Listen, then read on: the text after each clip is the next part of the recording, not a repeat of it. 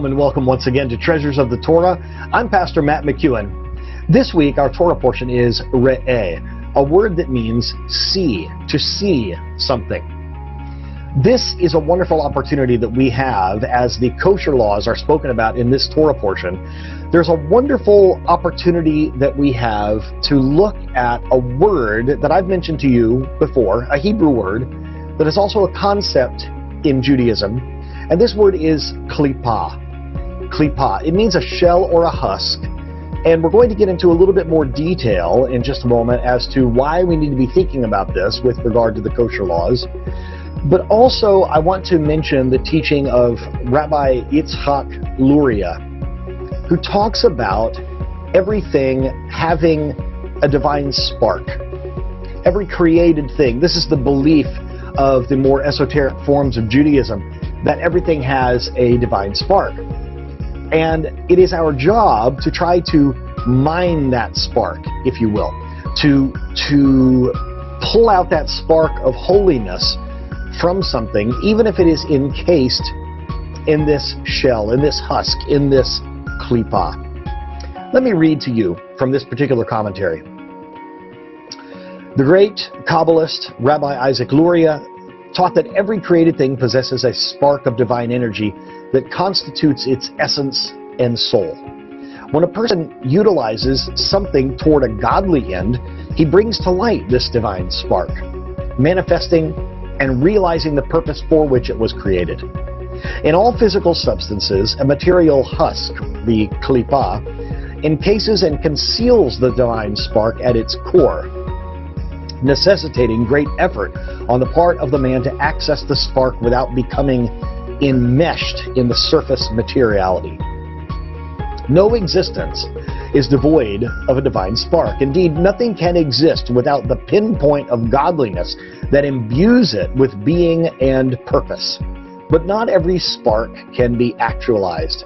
There are certain impregnable elements whose sparks are inaccessible to us. The fact that something is forbidden by the Torah means that its husk cannot be penetrated, so that its spark remains locked within it and cannot be elevated. Thus, one who eats a piece of kosher meat and then uses the energy gained from it to perform a mitzvah, thereby elevates the spark of divinity that is in the essence of the meat, freeing it of its mundane incarnation and raising it to a state of fulfilled spirituality. However, if one would do the same with a piece of non-kosher meat, such an elevation, or no such elevation rather, would take place. Even if he applied the energy to a positive and godly end, this would not constitute the realization of the divine purpose in the meat's creation, since the consumption of the meat was an express violation of the divine will. I don't know if you've ever thought about this in this manner before, but even the food that we eat, the things that we consume, it creates, because of the caloric intake of that, of our bodies, of that food or drink, it is transformed into energy. And if we really take this to its next logical end, as is talked about here in this particular passage in this commentary, the energy that is made from that food can be used for godly or ungodly purposes, for activities that either bring glory to heaven or bring shame to heaven.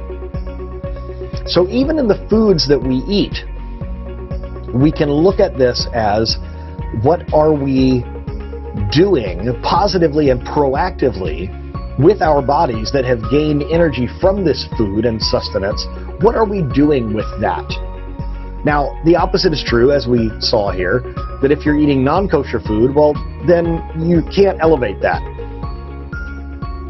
This idea of searching for the divine spark and getting past the husk or the shell, the klipa, is essential in this type of Jewish thought.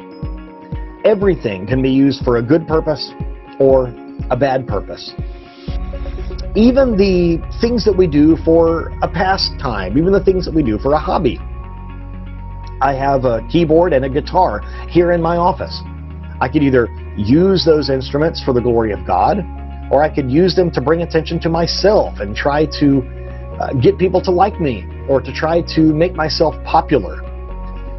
These objects might seem like they're just dead things, but the truth is, I can use these things to either elevate or to bring down. And this is, I think, so important.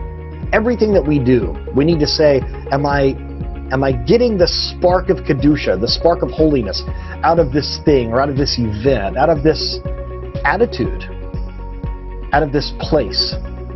What are we doing, or what can we be doing about the places we go, the people that we interact with, the things that we do in our spare time? Are we elevating the sparks? Are we going past the klipa, the husk? And are we using things for God's glory? I hope this message has been an encouragement to you, and maybe even a bit of a challenge, a charge to you.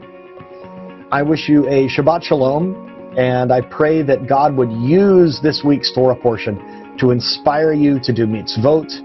I would like to be a brother to you, to spur you on to love and good deeds. Shabbat Shalom.